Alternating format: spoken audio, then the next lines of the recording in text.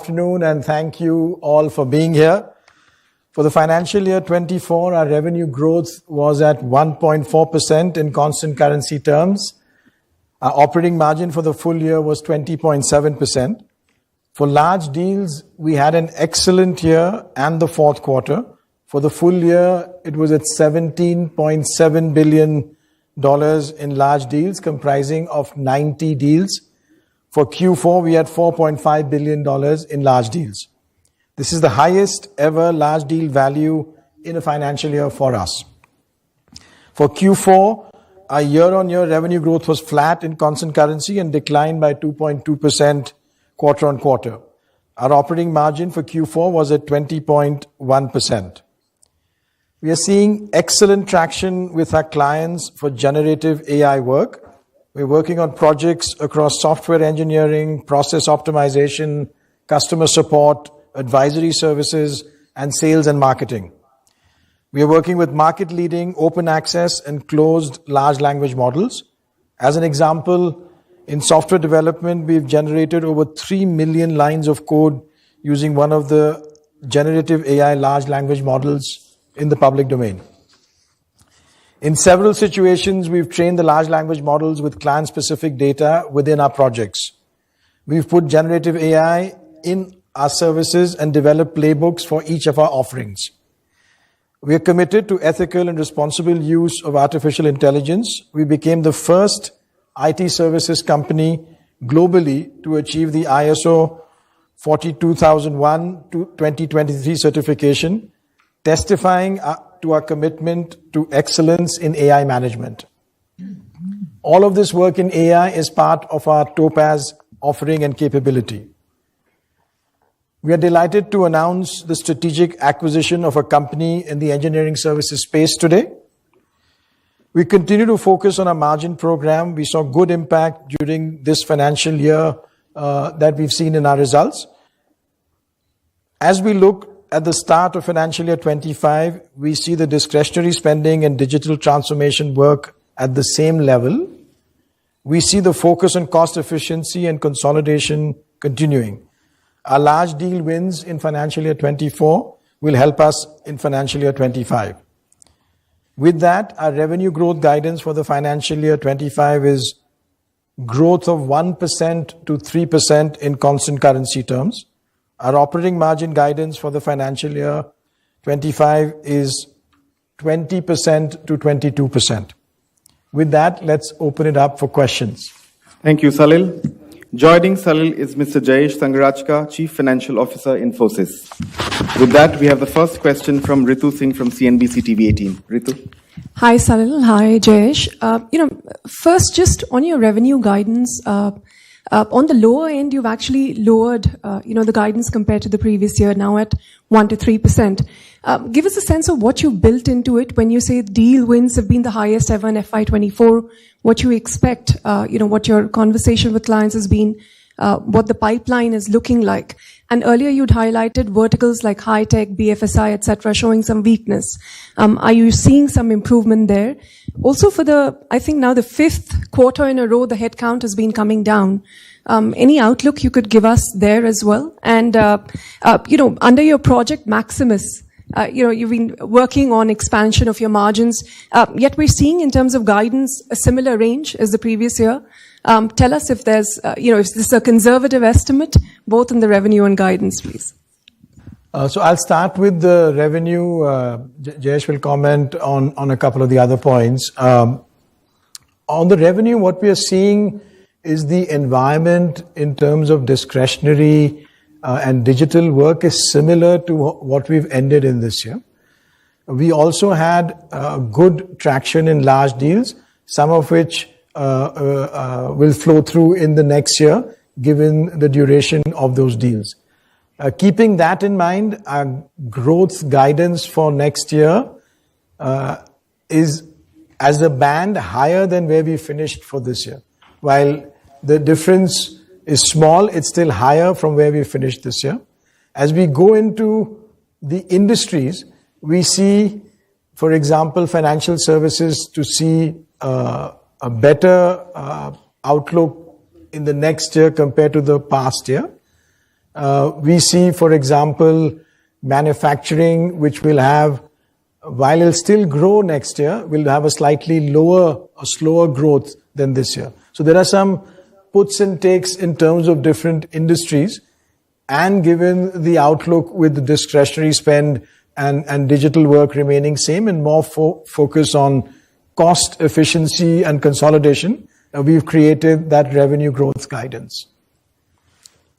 Yeah, so on the net headcount increases, if you look at it, when we started the year, we were at 77% utilization, including trainees. The growth environment also was different at that point in time. We had guided differently. So, we had to realign some of those factors as the growth environment changed. Our utilization has now gone up to 82%, including trainees, 83.5%, excluding trainees. That's one of the tracks under Maximus as well. Our attrition has also come down significantly, right? So that's the reason why you see a, net headcount reduction. As we go forward, we always plan looking at what we are exiting in terms of utilization. We are still at 80 to 83% utilization, depending on whether you're looking at it, including, excluding trainees. So that still gives us some headroom because we've always said 85% is achievable utilization. So that's a headroom that we have. We look into guidance that we give so that we bake in that. Attrition still remains very, very contained at 12.6%. So, we have that headrooms. And we also have changed in last few years our hiring model significantly. So we no more hire all the freshers for campus. We hire, less than half of them from campus and the rest we hire off campuses. So we have that agile model. So we will look at hiring as the year goes through. We don't have a number to give at this point in time. The question, on what the deal pipeline is looking like. You said some of the deal wins from last year will flow into this year, but the new deal wins, what sort of visibility do you have? So the deal pipeline again remains good. As you've seen in this past financial year, we did 90 deals at 17.7 billion. We have a good pipeline. The deals are more on cost and efficiency and consolidation. That is the theme in our large deals pipeline. Thank you. The next question is from Chandra Shrikant from Money Control. Hi, Salil. I just want to understand, why is there a divergence between your TCV numbers and the revenue growth numbers, not just for this year, but also for the next fiscal? Because, if you're talking about record deal wins, why is it not translating to revenue growth? Is there a runoff in existing discretionary programs, which is why the revenues are getting impacted? If you can give us some color on that. Also, the guidance, I think it's going to disappoint analysts because a lot of brokerages were expecting between 2 to 6%. So, are you starting conservatively? Will you kind of, review this every quarter? Do you expect the second half to be better? Jayesh, just wanted to ask you on the pricing as well. At least the TCS management said that, one of the levers that they hope to use is pricing because they see some opportunities there because there hasn't been a price hike in a while. Is that something that you're hopeful of as well?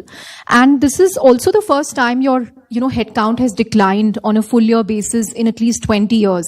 So what can we expect with respect to fresher hiring in FY25? Thanks. So let me start off on the guidance with the large deal wins. There, what we have seen is there's been a good traction with the cost and efficiency and the consolidation nature of large deals. Whereas we see that digital programs or some discretionary work is still not as visible within the work we're seeing. So when we combine those two trends or those two views, we get the guidance that we've come with, which is the guidance as we start the year of 1% to 3%. So from our perspective, we want to make sure that we reflect what we are seeing in the market today. Now, typically, at this time of the year, we have a good sense of the early part of the year, and the second part of the year, we have a set of estimates that we work off of. We will see how that develops because the macro environment is still got a mixed outlook at this stage. We are very comfortable with where we see our large deals and the way we are winning those because we think we are benefiting from the consolidation. But there is the other side where digital or discretionary is still a bit slower. On the pricing, if you look at the project Maximus, one of the pillars that Salil had explained in the earlier quarters is the value-based selling. And that track has done well. We are seeing encouraging results. One of the things that has helped, move in this direction is the on-site inflation, right? After many years, you're seeing an increase in on-site inflation, and the clients are therefore more amenable to having a pricing discussion. You had a second question on that. Sorry. Hiring. Yeah. So as I said earlier, our hiring model has changed significantly in last few quarters or last few years. We are now on a more agile model of campus hiring. We do half or more than half the campus hiring at times from off campuses, right? Or fresher hiring off campuses, and we will embark on that. At this point in time, we are at 82% utilization. We still have headroom on that. Plus attrition is very low. So we have not decided on the campus hiring numbers at this point in time. What's your comfort level when it comes to utilization? Because 84, 85 is what we have said is our reasonable comforting level. Thank you, Chandra. The next question is from Shilpa Fadnis from the Times of India. Can help us understand how are you reading the US environment now that you have the robust job growth, we are seeing higher inflation, and how do you see this demand environment? Are we missing something in reading this? I have a few more questions, I think, if you can help us with the response. On the US, I think, as you've seen, we had a slower outlook in US, both in Q4 and the full year. US, there are different things by different industries. So first, before that, at the higher level, with this sort of a economic situation, the expectation on what will happen with interest rates is also in flux. And so that, some of the capital intensive businesses will benefit from that. That has some constraints to it. Others, we have seen, for example, we commented in the last couple of quarters on telco and high tech, also on financial services, where there were places where there was concerns or slowness. Now, those sort of things are visible today, though on financial services, we do see something better in the coming financial year than what we had in the financial year that's gotten over. Right. Infosys has been very selective in terms of giving hikes, so it's more meritocracy and top performers. So I just wanted to understand from you also the emphasis on tenure. Is it going to be a similar commentary this year as well? Is there going to be change? So, our last comp hike was in November. We have not decided anything for this year at this point in time. We will decide as the year progresses. We have not made any decision on comp yet. So Project Maximus, last time the impact was about $30 million. Now there's an update about how 6.5 million people were affected because of the cybersecurity incident.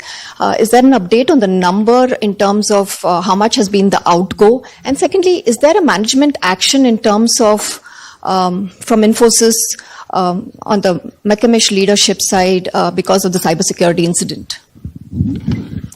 So can you repeat the first part? I think I didn't catch the first part. So last year, Infosys disclosed about $30 million in terms of the cybersecurity outgo because of the incident. Yeah, so on the cyber event, we did have an impact of $30 million last quarter.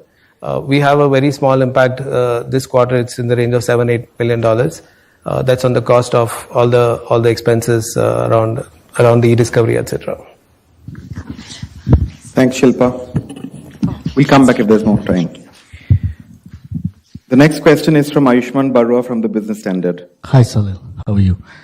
Yeah, so you mentioned that the trends in discretionary spending and digital transformation remains the same as such, right? So could you just throw some light on that as to, still, do you see some improvement in discretionary spending in some sectors in FY25,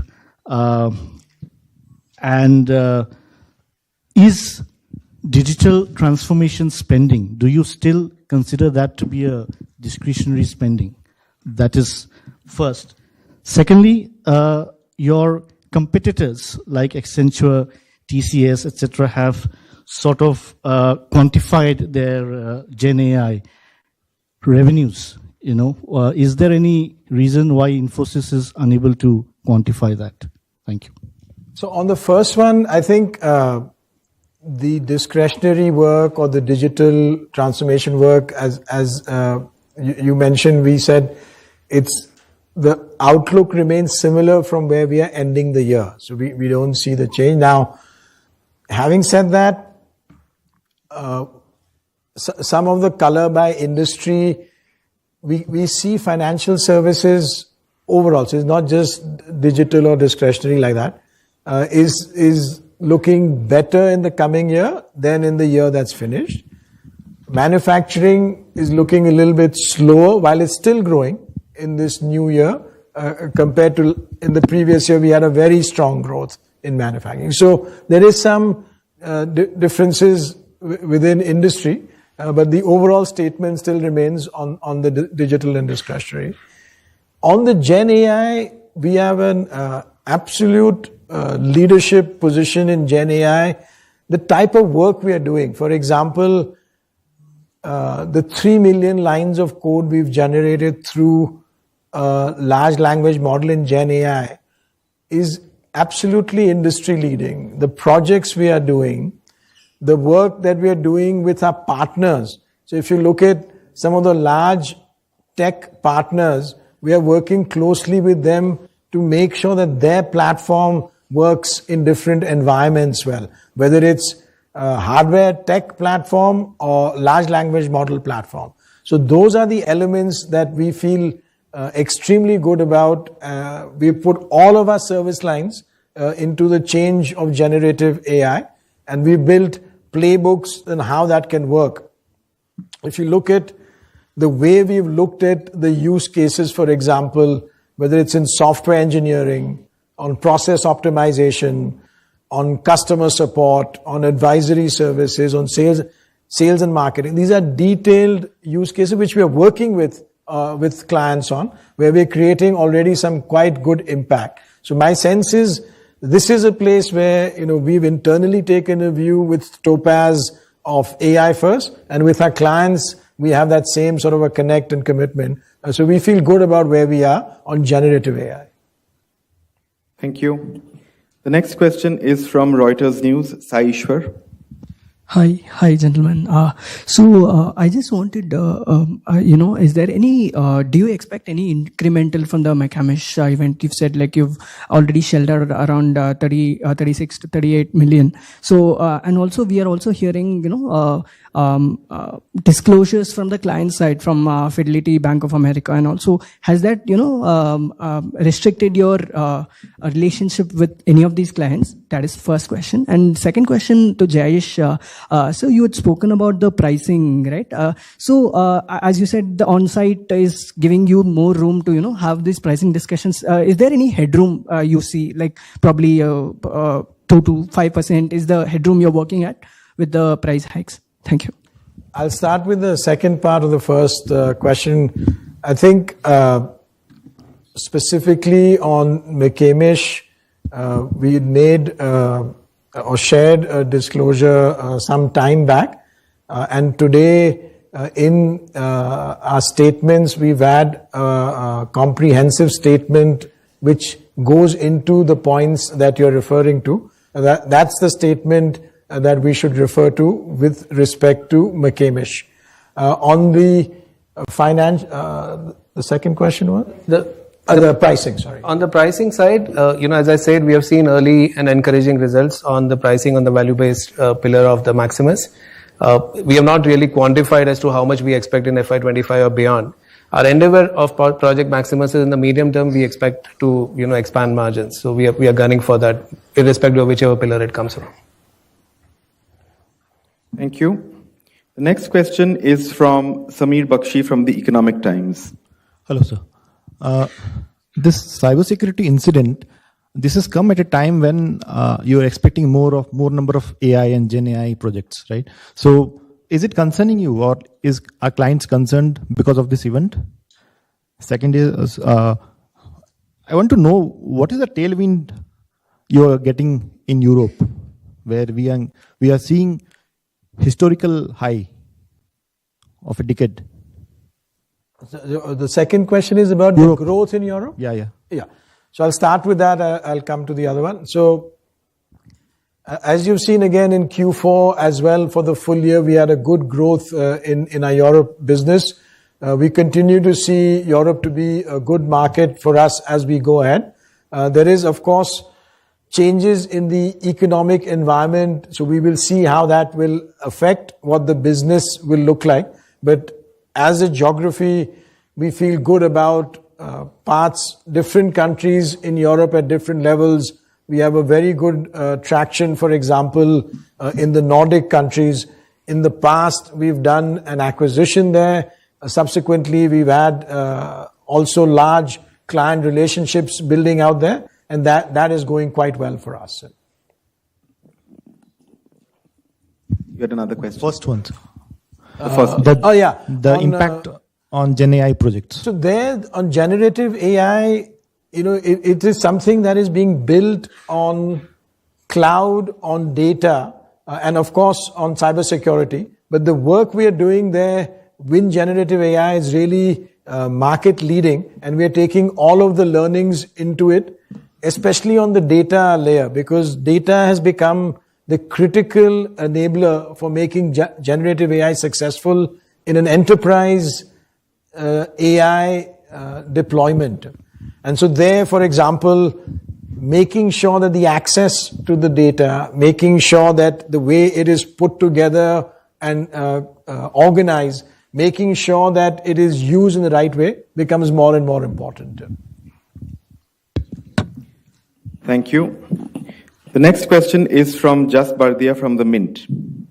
Good evening, sir. So you had bought a German company which has about 180 million in revenue. Now, you have outlined a growth of 1 to 3% for this year. Considering that you will get 1% of growth from this acquisition, are you actually outlining a negative organic growth for the financial year? That's the first question.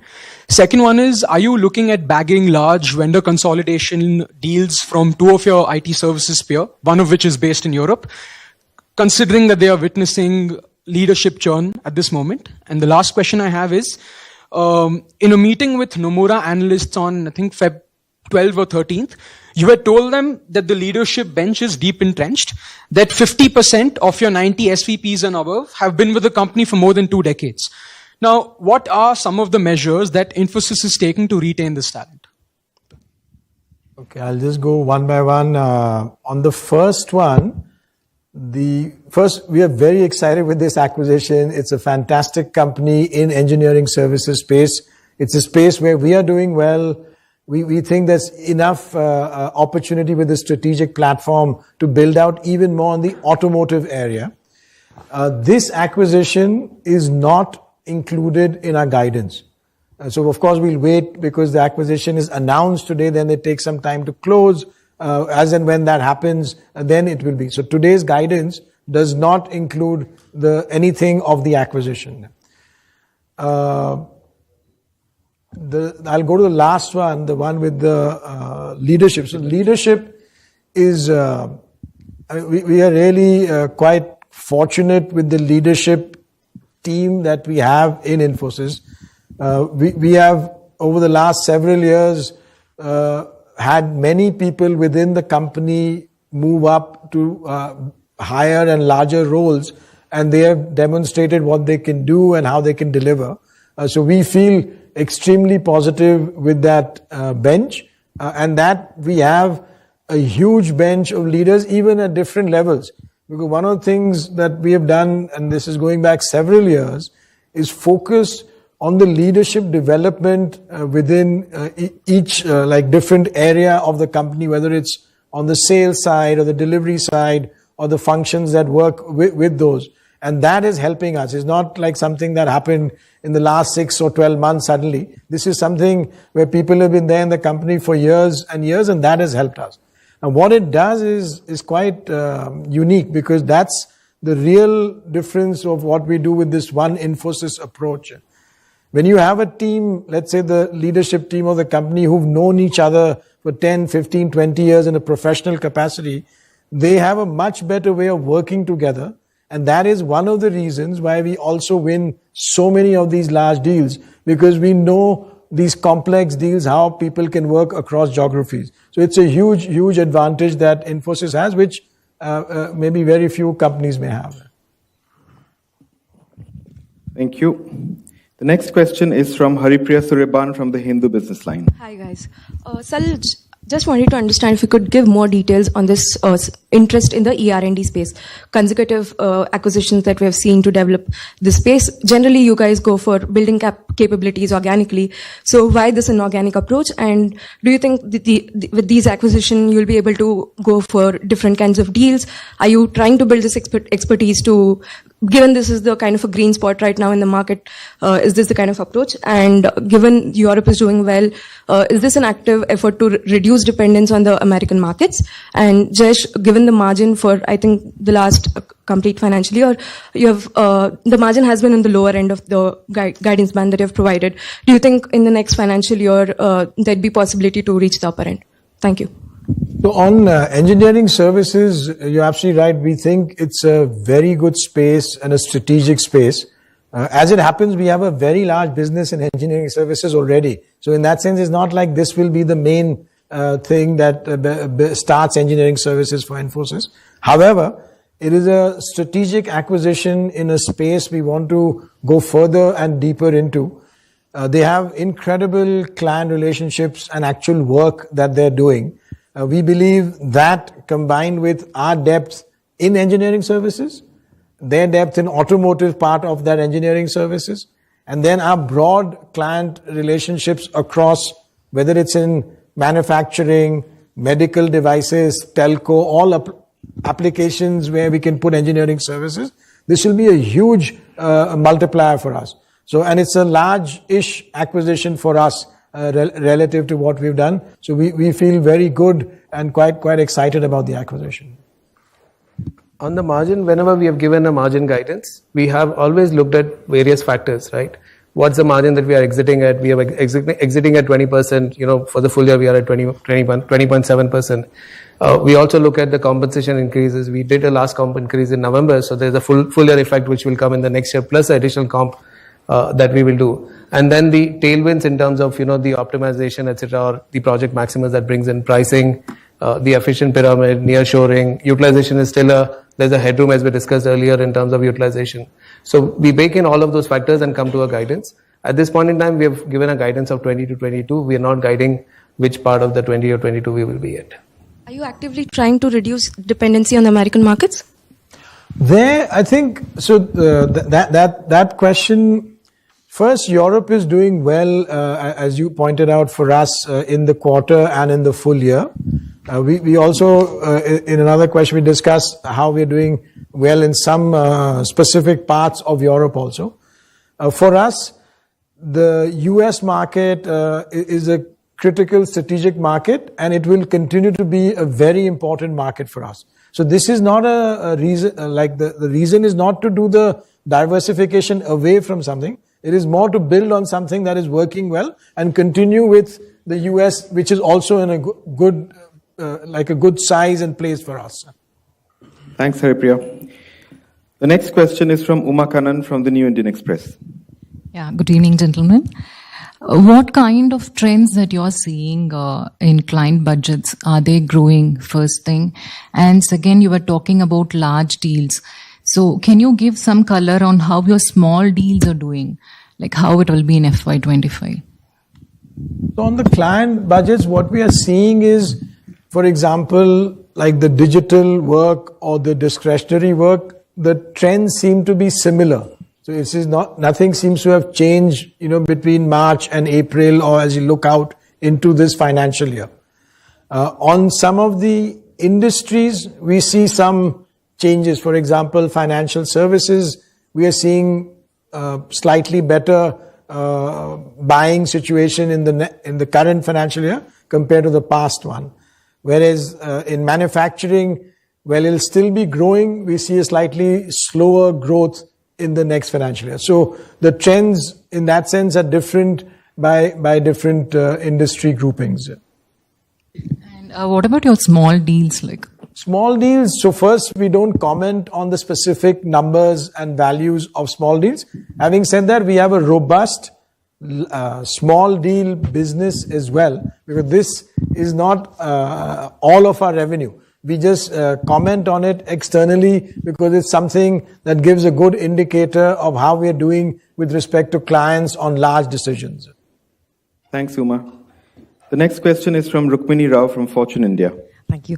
I had two questions. One, you have mentioned that Intech did about nearly 170 million euros in FY23. What kind of margins is this company coming to you at? As in, has it done over the last 1 year? Operating margins of this company? So we don't disclose the margins of acquired entities at this point in time. We've never disclosed that. But is it some indication, is it higher than yours, or? We don't disclose the margins. Sure. Salil, also this ER&D acquisitions that you have done. You have many mid-cap companies that specialize in this vertical, right? And they are doing their business at very good margins. So what are you up against, and how do you see sort of growing this segment? And is this the kind of margins that you've come out with? Is this going to be something that will be driving your margins going forward? Is this a margin driver acquisition that you're looking at? So first, in terms of the size, it's not something which will tilt things in terms of margin in a big way. Of course, having said that, our own business in engineering services also is a good margin business. We think the client work is a very solid area of work, and it has a nice long-term potential, because what's happening, as you know, the automotive companies are completely changing how they look at the building of that cars. Technology is within it, engineering is within it. We already have good expertise, and we want to expand on that and scale that up. So we believe with our Infosys global brand, our client relationships, and some of the capabilities that we have, plus the acquired capability, we will be a leader in this space as we go ahead. But what sort of incremental margin do you expect out of this in the next 2-3 years? So we have an internal, what we call it, a business case, but we don't share the margin view externally on that. Sure, but Salil, is there any sort of number, or you're working with on how big the ER&D business is going to be for it? Yeah, so engineering services, we have a large business today. This will be a nice, substantial increase, but not a big, it's not majority. And we will continue to grow that. The market, the addressable market of engineering services is quite large. So we feel quite comfortable that we will scale this thing over the next coming years into a multiple of that size in terms of the engineering services, because we have a good business in that place. Thanks, Rukmini. The next question is from Padmini Dhruvaraj from the Financial Express. Hi, gentlemen. So I have a couple of questions. On GenAI deals, have you started to see contribution from those deals to your top line? Can you give us an approximate number? Since COVID, you had said that flexi hiring has been, you've been hiring a lot of flexi workers. So is this happening mainly in the GenAI space? And your large deals have been robust, but why is there a discrepancy between revenue and margin guidance for FY25? So I'll start with the first one. On Gen AI, the work we are doing is quite comprehensive. We don't disclose the revenue element of that work externally. However, what we are doing today is really working across a large number of projects with several of our clients on not just proof of concept, but on actual programs which they are deploying either across the enterprise. So for example, we are doing things with a bank where they're deploying an instance of a generative AI large language model as a knowledge assistant, and we are the company helping them with that. So those are large programs with generative AI, but we don't disclose that number externally. On the second one, it was about flexible hiring. And was it about generative AI and flexible hiring? No, that was the question. So there, I mean, there's not a connection in that sense, meaning the flexible hiring was something we started independently to be more agile. Generative AI is something where, as an example, we have trained the vast majority of our employees at different levels of training, from awareness to depth. 8 out of 10 of our employees are now trained into generative AI, but it's not to do with the flexible hiring. Thank you. On the margins front.